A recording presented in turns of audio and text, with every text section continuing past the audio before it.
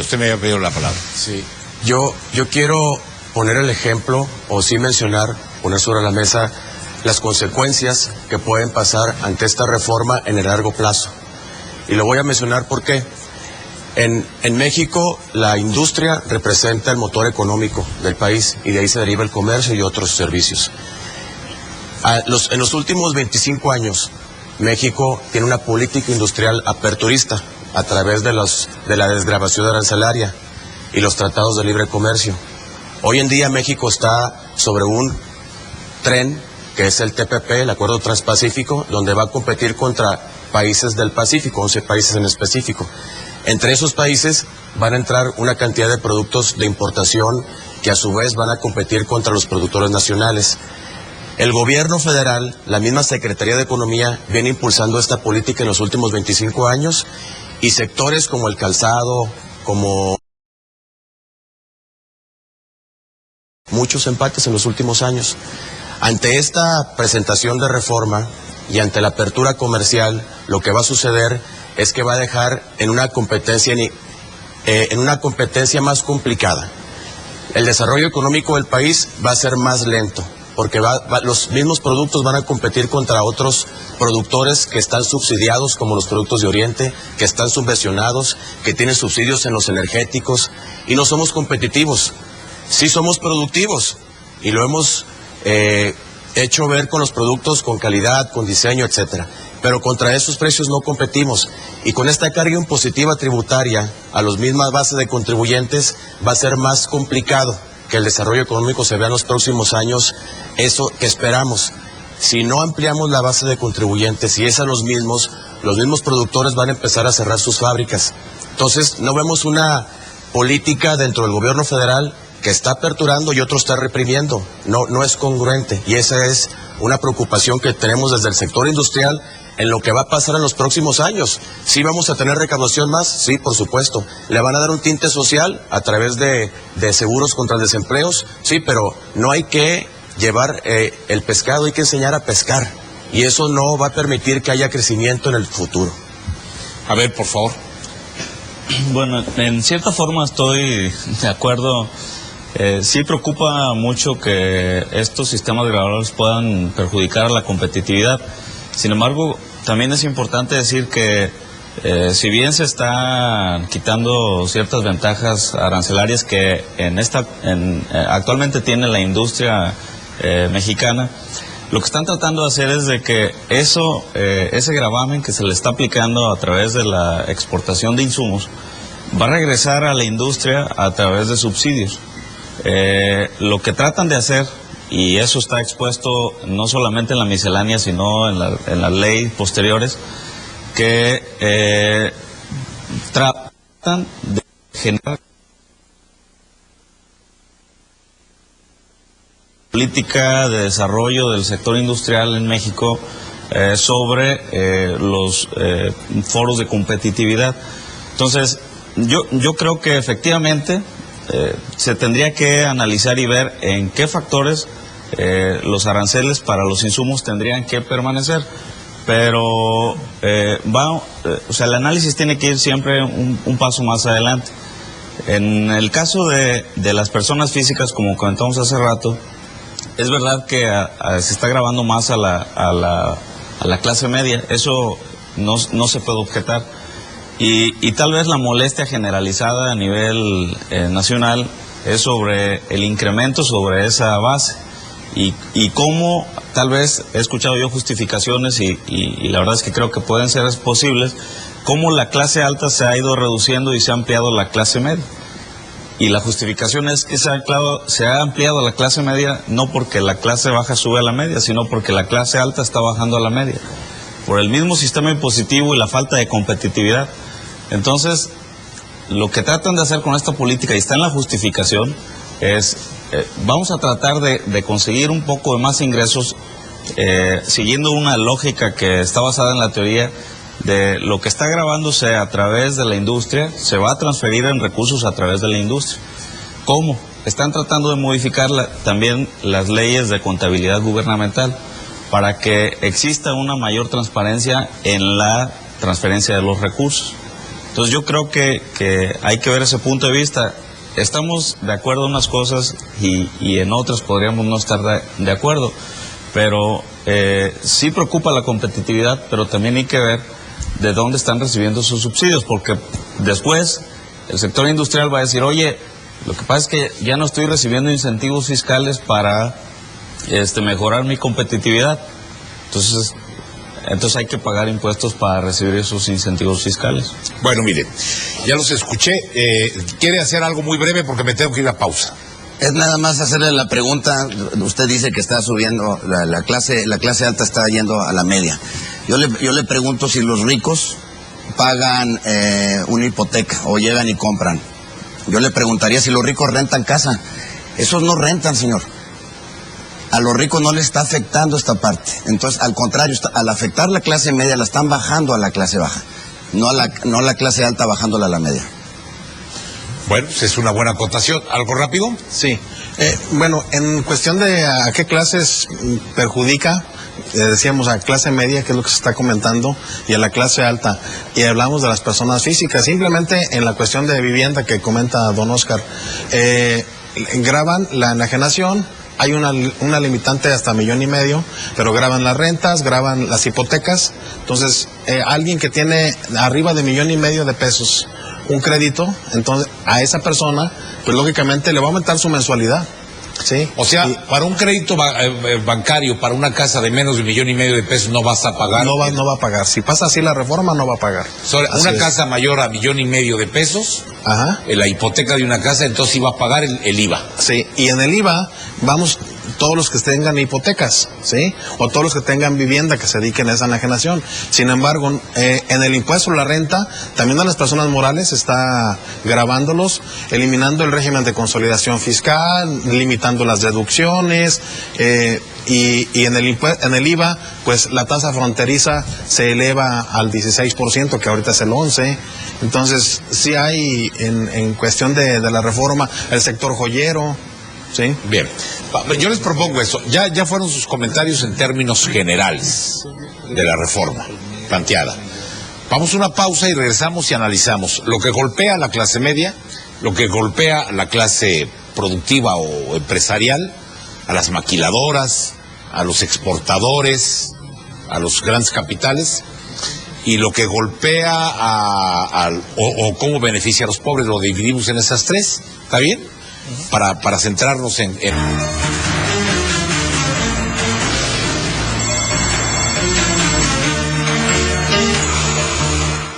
A ver, yo creo que uno de los aspectos de esta reforma es que golpea a la clase media, es exacto el asunto de la hipoteca o de las rentas a casas, habitación, o compra de casas, habitación, y el asunto de las colegiaturas, es donde más los golpea. Porque en el asunto del refresco, el peso que le van a aumentar por el azúcar, no creo que sea grave, ni el asunto de las mascotas, ni de la comida de las mascotas, o de los conciertos. Pero eso es lo que pienso yo. ¿Qué piensan ustedes? A ver, señor rector, ¿cómo afectaría cobrar el IVA en la educación privada? Me recuerdo que hace unos años era hasta premiado tener a un hijo en educación privada, porque no le quitabas el lugar a alguien que no tenía para pagar la educación privada, y era hasta deducible de impuestos, y ahora te van a cobrar el IVA. Sí, yo creo que tiene bastantes deficiencias e injusticias e inequidades este cobro. Desde un nivel global, todos los organismos internacionales lo que dicen, hay que elevar la calidad de la educación y su extensión. Y ciertamente, metiéndole impuestos, no lo van a lograr, o sea, van a disminuir. Al menos desde el punto de vista de la educación particular, al meter un 16% de impuestos, van a imposibilitar. Nosotros calculamos, cálculos de FINPES, que un 20-25% del alumnado va a tener que retirarse. Esto va a suponer también despedir cerca de 16,000 plazas de trabajo de las universidades particulares. Hablo también de la educación particular seria, en eso hay que ser también honestos. Hay una educación particular que es patito ya, o por lo menos busca como negocio, y hay una educación particular que busca realmente aportar calidad, y esta le puedo asegurar que trabaja apenas con números negros y tiene que hacer grandes esfuerzos de reinvertir y de acumular para poder reinvertir en esa calidad. Un supuesto gravísimo de esta reforma, es decir, todo el que va a universidad o a educación particular es hijo de potentado. Cuando eso no es cierto. Absolutamente cierto, falso. Muchos están ahí porque las universidades públicas y las escuelas públicas no les dan cabida. ¿Dónde está la Universidad de Guadalajara? ¿Cuántos quedan fuera? ¿Sí? Y tienen que endrogarse para pagar la educación de los hijos. Sí, o las mismas universidades dar grandes facilidades. Yo hablo de la que sé de otras más, pero en concreto el ITESO. El 44% del alumnado tiene algún tipo de beca o de ayuda económica para continuar. Este 44% sería directamente golpeado con un impuesto así, y decir que es igualitario y que es para las clases privilegiadas, totalmente falso. Y bueno, ¿esto golpea mucho la clase media? ¿Esto de las colegiaturas? Sí. Sí. Sí, en las universidades particulares hay un porcentaje de clases altas, y también creo que la gran mayoría de los hijos de gente con ingresos altos va a universidades particulares, pero esto es un 10-15% del alumnado de las universidades. Esta no va a pasar, ¿verdad, rector? Bueno, yo espero que no pase y nos opondremos ferozmente a que pase. Bien. Porque nos parece injusta y además no va a solucionar nada. Va a crear más alumnos fuera del sistema de educación y va a crear profesores y administrativos en el desempleo que no los va a poder asimilar la universidad pública a ninguno de los dos, ni a alumnos ni a docentes. ¿Qué otra cosa golpea a la clase media? Actualmente, siguiendo con el tema de las colegiaturas, este es el tercer año que son deducibles las colegiaturas que yo pago con mis hijos hasta la prepa. Si el próximo año la reforma pasa, hablando del impuesto a la renta en las personas físicas, las colegiaturas son deducibles como deducciones personales. Entonces, si las deducciones personales las van a limitar al 10%, entonces voy a salir perjudicado en que me aumentan el IVA, en las colegiaturas. Va a pagar un 16% más de colegiatura. Y que nada más voy a poder deducir el 10% de mis ingresos. Entonces, es doble el efecto, ¿sí? Además, en septiembre del 98, se firmó en San Salvador un tratado de la OEA donde hablan de que la educación debe ser gratuita, ¿sí? Y proporcionada por el Estado, por los estados firmantes de ese tratado. Entonces, violaría ese impuesto, además de la reforma del IVA, las deducciones y el tratado internacional. Ya, en el que México es parte. Bueno, eso en cuanto a colegiaturas y luego viene el aumento del impuesto sobre la renta a quienes ganen 42,000 pesos mensuales, rebasan los 500,000 pesos anuales, pagan actualmente el 30% de impuesto sobre la renta, van a pagar o vamos a pagar 32% de impuesto sobre la renta. Eso, aunado al cobro del 16% de colegiaturas y a la reducción de las ¿cómo se llama? ¿Deducciones personales? De las deducciones personales, pues da un impuesto del 50%, ¿no? A ver, ¿quién me puede explicar ese ejercicio? Arechederra. Pues efectivamente, Pepe, ese es un tema que afecta directamente a las personas. Actualmente una persona tiene derecho a hacer una serie de deducciones en colegiaturas, gastos personales como pueden ser medicinas, puede deducir los intereses reales del pago de su hipoteca, que hay que reconocer que mucha gente tiene ese tipo de créditos hoy por hoy porque además el sistema financiero lo ha promovido. Cada día hay más facilidades por parte del sistema financiero para comprar una casa con una tasa de interés atractiva hoy por hoy. Sin embargo, el beneficio que se tenía para que personas pudieran adquirir una mejor vivienda se va a ir perdiendo sucediendo derivado de esta falta de deducción de este tipo de compras que hace la clase media principalmente. El IVA no se va a aplicar a la vivienda del Infonavit, eso se ha dicho claramente inclusive por el secretario de Hacienda. Sin embargo, para la clase media sí se hará un impacto. Entonces, una persona que paga un impuesto del 30%, pero que tiene deducciones, normalmente está pagando una tasa anual de entre el 17 y 20% efectiva. Con este cambio, las personas se irán a una tasa real efectiva de 24, 28%, derivado a que no va a poder tener esa mayor deducibilidad de sus gastos. Y eso implica una mayor erogación, y eso implica una menor disposición de dinero para solventar los gastos familiares. Hay países, por ejemplo, como Estados Unidos, que tienen inclusive tasas diferenciadas para los jefes de familia, y les dan un beneficio fiscal para aquellos que están a cargo de una familia y les baja un poquito el impuesto. En México eso no está sucediendo. Ahí está.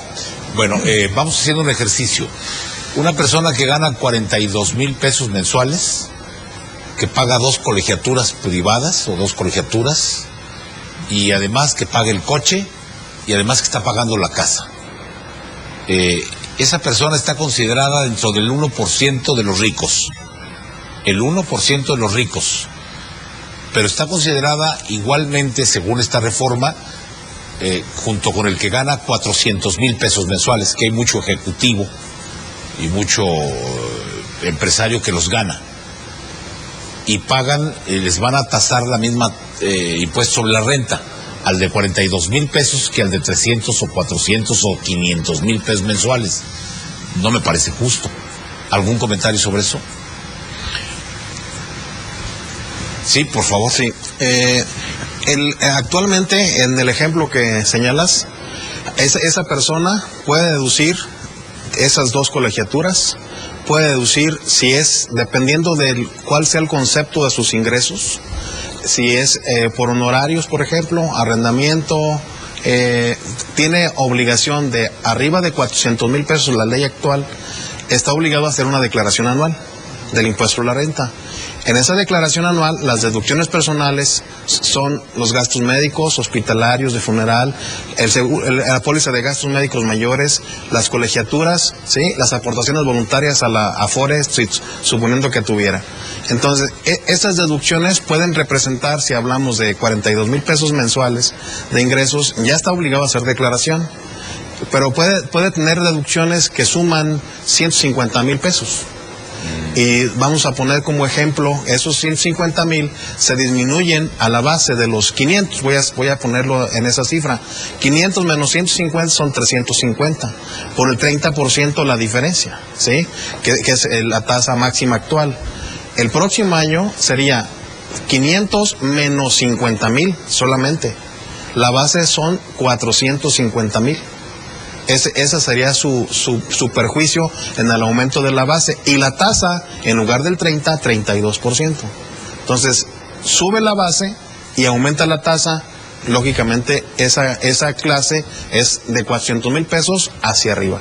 En este momento, es el límite que yo estoy obligado a hacer declaración anual. Bueno, pues ahí está el ejemplo, ¿no? En un ejemplo de una persona que gana esos ingresos. Así es. Al mes más o menos, le sale totalmente perjudicial. Correcto. Completamente perjudicial. Te acercan más a la clase pobre, Sí. que a la clase media. Sí, don Oscar.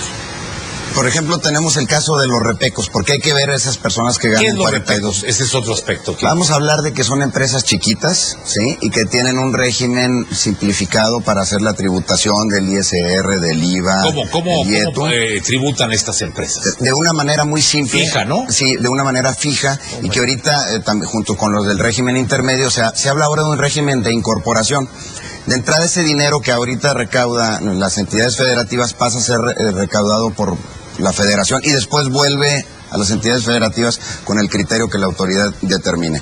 Pero ahora esa persona, vamos a ponernos en los zapatos de unos de ellos. Para llevar a cabo, si yo soy un empresario chiquito de estos, a lo mejor pago un contador que me haga estos cálculos. Ese contador no me va a cobrar tal vez más de unos 1,000 pesos, ¿sí?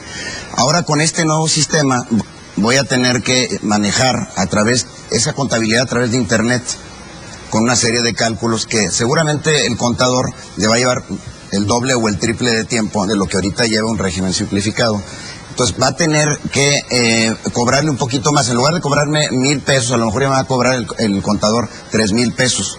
Pero ya me empieza a meter a mí como microempresario en una dinámica muy complicada, ¿sí? De entrada yo tengo ahora un buzón fiscal que tengo que ir a consultar. A través de ese buzón la autoridad me dice si tengo alguna anomalía o no. Y si yo no me entero, pues tengo graves consecuencias. Tengo una situación que es el Código Fiscal, que no se ha hablado mucho del Código Fiscal, pero está terrible, ¿no? Nos lleva a un esquema ya inquisidor de la autoridad, un sistema en el que ellos pueden presumir que estoy cometiendo un delito si estoy calculando, planear mis impuestos. Vamos a decir que yo tuve un buen año y tuve una utilidad a lo mejor en una microempresa que ocupa a lo mejor a unas 10, 15 personas, y tuve una utilidad en el año a lo mejor cercana a 1,000,000 de pesos. Y yo digo, bueno, ahorita ya tengo el elemento para comprar un equipo nuevo, a lo mejor de $500,000 de pesos, para poder potenciar mi crecimiento.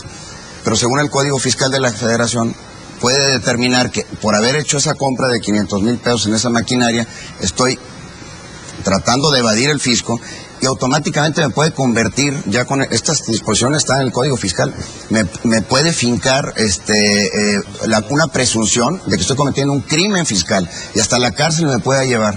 Es el problema también, que esta reforma está generando un elemento de discrecionalidad en la autoridad, que es sumamente peligroso. Donde hay discrecionalidad hay corrupción, y eso es lo que vemos a futuro. La ley debe de ser muy clara. No ser a juicio de un funcionario que en este momento esté determinando. Entonces ahí es donde muchos empresarios pequeños ven una espada de Damocles, de que si la autoridad determina que estás haciendo a su juicio una evasión fiscal, hasta la cárcel pueden llevarte. En el Código Fiscal, por ejemplo, si usted y yo hacemos una taquería de 100,000 pesos, ponemos en la taquería, ¿no? Después de 3 años usted y yo quebramos. El fisco puede llegar y decir, a ver, les finco un crédito fiscal hasta por 1,000,000 de pesos, y van a la casa y a la de un servidor a embargarnos nuestros muebles, nuestro carro, hasta por 1,000,000 de pesos cuando iniciamos un negocio de 100,000 pesos. Eso está también en el Código Fiscal de la Federación. Nos deja en una situación ¿Esto de está con la nueva reforma todo? Es parte de la reforma, se ha mencionado poco en los medios, porque cada quien pues está yendo al área que le afecta en sus ingresos o en sus egresos. Pero también hay que analizar estos elementos, el poder que le dan, no solamente yo digo que dientes contaminados con bichos de rabia, que cuando te muerden te matan. Entonces, eso es el gran don poder. Oscar, la burra no arisca la hicieron, hay mucho evasor y mucho trance en este Es país. cierto, ¿y dónde dejamos a toda la economía informal? Ahí está un poquito la preocupación. En este momento, 6 de cada 10 trabajadores o de la población económicamente ocupada está trabajando en la informalidad. Yo me pregunto si con esta reforma se va a ampliar eso o se va a disminuir. ¿Cuál es el mensaje que estamos mandando al mundo? Un seguro de desempleo, qué bueno, a lo mejor muchos los vamos a necesitar, en lugar de enfocarnos a producir, a generar riqueza para sacar de la pobreza y la pobreza subirla, no a los ricos de la clase media tener más pobres que son los que generan muchas veces los votos, y que ahí está un poquito la motivación que generalmente estamos viendo en esto. ¿Por qué se cambió el orden de las reformas? Estaba la reforma energética sobre la mesa. La guardan en un cajón cuando están todos los maestros en las calles para que no se suba, y sacan la otra reforma, sacan la reforma hacendaria y la meten primero. A nosotros nos hacía sentido que con los huecos que quedaran en la reforma energética sacaran la reforma hacendaria. Ahora ya lo manejaron al revés. Entonces está habiendo una serie de confusiones que no terminamos de entender, y que creo que el elemento político está atrás de todo ello. Modesto. Sí, era lo que comentaba ahorita, preguntarle a don Oscar. El Código Fiscal tiene grandes cambios, por lo que dijo ahorita, viene con muchos cambios en esta... Muchísimos, y que vulnera... Y agresivos, por lo visto. Muy agresivos. Y lo peor del caso es que en un Estado de Derecho, lo que impera es que todos tengamos conocimiento exactamente de qué es la ley, y si la rompemos, bueno, ya sabemos cuáles son las consecuencias. Pero si rompemos o no rompemos la ley de acuerdo a la discrecionalidad de la autoridad, ahí es sumamente peligroso. Ahí es donde entra la corrupción. Pero en el ejemplo que puso de que son usted y José Antonio, los taqueros, ¿hay forma de dar de baja ese giro, el negocio que hicieron, y no caer en el problema que dentro de 5 años puedan embargarlo, ¿sí? ¿Está bien? No, porque si ese crédito fiscal permanece ahí, de acuerdo a la autoridad, pues vienen sobre los accionistas, vienen incluso sobre los contadores que usted y yo contratamos, ahora ya les están fincando responsabilidad. O sea, está existiendo un entorno de terrorismo fiscal atrás del Código Fiscal de la Federación. De eso no se ha hablado mucho. No se ha hablado mucho y es sumamente peligroso. Pues qué bueno que lo señala. Me dejan ir una pausa comercial, regresamos. Eso es para empezar. Bueno, no me explicó lo de los repecos antes de irme a la pausa, porque dijo el secretario de Hacienda, los repecos es una simulación que ha dañado mucho al país, porque es una tasa fija y resulta de que ganan más y no pagan los impuestos. Mire, es correcto. Muchos repecos, la preocupación es que ahora al meterlos al régimen de incorporación, por más que hagamos la temporalidad en el pago de sus impuestos, muchos van a decir, oye, esto ya está muy complicado, ¿eh? Yo antes llevaba un negocito más o menos sencillo y ahora ya me lo están poniendo complejo. Vámonos a la informalidad, unámonos al enemigo. Lo estoy escuchando cada vez más de empresarios. Y eso sería gravísimo. Pero ¿cómo ve el espíritu del gobierno? Ya no quiere repecos, quiere que paguen lo justo, lo que vendan. Es que lo venían haciendo, pero de una manera más simple. Ahora quiere, en un afán recaudatorio, generar una mayor complejidad a través de meterlos a que den su declaración a través del internet, y eso pues ya requiere, mucha gente no tiene tiempo de andar declarando a través de internet, entonces van a tener que pagarle más al contador para que lo haga. Esto habla de complejidad, no de simplicidad. Y entonces van a la informalidad. Más fácil. ¿Usted supone eso? Mucho más fácil. Eso es lo que mucha gente piensa. Entonces cada vez va a ser más estrecha la base de gente pagando impuestos, sosteniendo al resto de las personas. ¿Hasta cuándo vamos a alcanzar eso? Bueno, sí, dígame. De hecho, tomando el tema de los repecos actualmente pueden tener ingresos hasta 2 millones al año. Y la tasa es progresiva conforme a una tabla que Secretaría de Finanzas tiene publicada. El pago es bimestral y lo pagan al Estado. Ese repeco, para hacer la comparación de los 500,000 pesos que mencioné hace un momento, el repeco paga aproximadamente con la tarifa, una tasa máxima